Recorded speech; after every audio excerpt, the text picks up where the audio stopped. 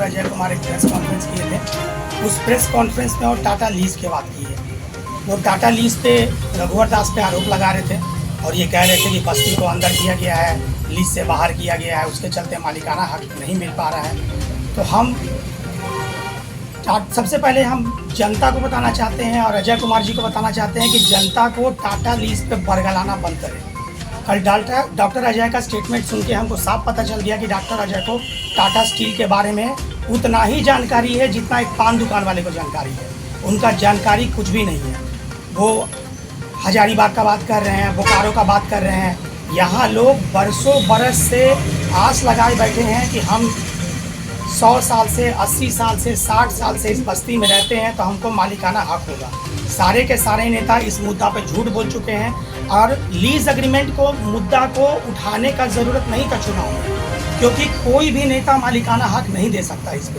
इस पे मालिकाना हक कोर्ट दे सकता है। और इस पे हम इसी साल 8 महीना पहले चुनाव के पहले, ताकि चुनाव से इसका कोई लेना देना नहीं हो, हम 8 महीना पहले इसका सुप्रीम कोर्ट और हाई कोर्ट दोनों जगह इसका PIL फाइल कर चुके हैं, जहां हम लोग कोर्ट को बता रहे हैं कि टाटा लीज में जो ज़मीन है उसका रिश्ता क्या है लोगों के साथ और किस तरह से मालिकाना हक लोगों को मिलेगा।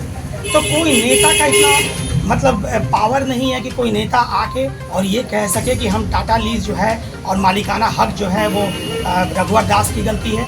रघुवर दास की गलती होगी, वो अपने समय पे क्या किए उस पर हमको टिप्पणी नहीं करना है। और डॉक्टर अजय कुमार जी जनता को बरगलाना बंद करें, जनता को निराश करना बंद करें, जनता को ये बताना बंद करें कि बोकारो का जो समस्या है, हजारीबाग का जो समस्या है, धनबाद में ज़मीन का समस्या है, इसीलिए टाटा में भी समस्या है। टाटा का ज़मीन का हज़ारों बोकारो और हजारीबाग से कोई लेना देना नहीं है। यहाँ लोगों को मालिकाना हक 100% मिलेगा।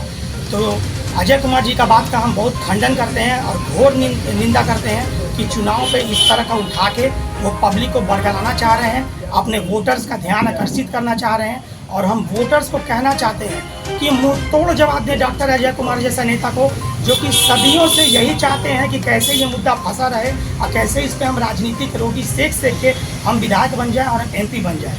लेकिन सौरभ विष्णु के रहते हुए ये अब नहीं होता है। ये पिछले 4 साल से हम स्टडी कर रहे हैं, हज़ारों पन्ना हम पढ़ चुके हैं और इस पर सिर्फ कोर्ट को पावर है कुछ टिप्पणी देने का। तो इस पे राजनीति करने का कोई मतलब नहीं है। इस राजनीति को वो बंद करें और अपनी गंदी राजनीति कहीं और ले जाएं। जमशेदपुर पूर्वी में उनका ये राजनीति नहीं चलेगा। ज़मीन लोगों को ही मिलेगा, ज़मीन का मालिकाना हक लोग को भी है। और सबसे बड़ा बात यह है कि उन्होंने कोई इस बात का जिक्र नहीं किया कि जमशेदपुर में इंडस्ट्रियल टाउन बन रहा है तो हम एक मुहिम छेड़े थे कि उसमें एक पोजीशन जनता के लिए मिलना चाहिए। मतलब उसमें जो सारी व्यवस्था इंडस्ट्रियल टाउन में वैसी की वैसे ही रहे, कोई दिक्कत नहीं है। लेकिन जो मेन इंडस्ट्रियल टाउन का जो चेयरमैन का पोस्ट है, वो चेयरमैन का पोस्ट का चुनाव होकर जनता को मिले। तो डॉक्टर अजय कुमार जी ये सब मामले पर कुछ भी नहीं बोलते हैं, इंडस्ट्रियल टाउन पर कुछ भी नहीं बोलते हैं। उनको लीज एग्रीमेंट का मुद्दा याद आया है और उनको जनता का वोट के लिए बरगलाना है। तो जनता को उनका खंडन करना चाहिए और उनका पर्दाफाश होना चाहिए इस मामले में। प्रत्याशी हैं, बीजेपी की प्रत्याशी ने जमशेदपुर को राज्य कह दिया है, इस पर भी काफी जमकर के अजय कुमार बरसे थे। आप क्या कुछ कहना चाहेंगे? नहीं, हम उन पर बरस नहीं रहे। हम यही कहेंगे कि केयरफुल होकर बात करना चाहिए। इस तरह का बयानबाजी दिखाता है कि ये आप इतने परिपक्व नहीं हैं। राजनीति तो दूर की बात है, आप जब अपने जिला को ही जान नहीं रहे हैं कि क्या है, तो इस तरह का बयानबाजी से बचना चाहिए। वो नई नेता है, हम उनको ऑल द बेस्ट बोलते हैं। जनता को जो इंसाफ करना है उनके साथ तो करेगी ही। परिवारवाद का बहुत घोर सीरियस मामला है ये। आप किसी नेता को पैराशूट से ऊपर गिरा के हमारे ऊपर टपका नहीं सकते, जनता के ऊपर टपका नहीं सकते। इस बार हम जनता को आग्रह करते हैं कि इन दोनों नेता को नकार दिया जाए, कांग्रेस को भी नकार दिया जाए, बीजेपी को भी नकार दिया जाए। दोनों के प्रत्याशी जो है बरगलाने वाले हैं और निर्दलीय सौरभ विष्णु को मौका दिया जाए। निर्दलीय में कैसे सौरभ विष्णु को लगता है, क्योंकि लड़ाई काफी टफ होने वाली है। एक तरफ पूर्व सांसद अजय कुमार हैं, कांग्रेस के प्रत्याशी हैं, और दूसरी तरफ वहीं रघुवर दास की बहू है जिसके लिए खुद रघुवर दास मैदान में उतरे हैं।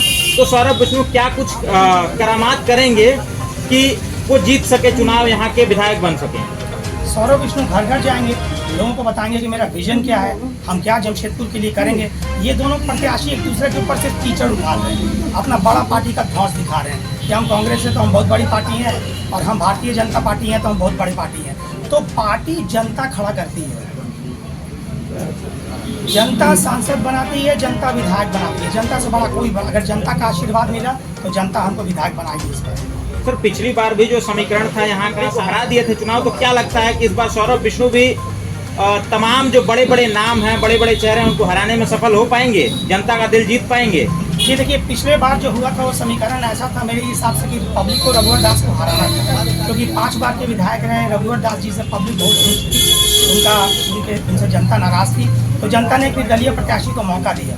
लेकिन वो निर्दलीय प्रत्याशी भी जो है मैदान छोड़ के भाग गए सत्ता का सुख पाने के लिए। तो निर्दलीय वोट है यहाँ पे, जीतने भर निर्दलीय वोट है, और जनता अगर चाहेगी तो हमको मौका देगी, फिर से निर्दलीय प्रत्याशी को चुनेगी। मेरे ऊपर कोई पार्टी का कोई दबाव नहीं है, हमको कोई प्रोटोकॉल फॉलो नहीं करना है किसी का, तो हम स्वच्छ माध्यम से जनता के लिए काम कर सकते हैं।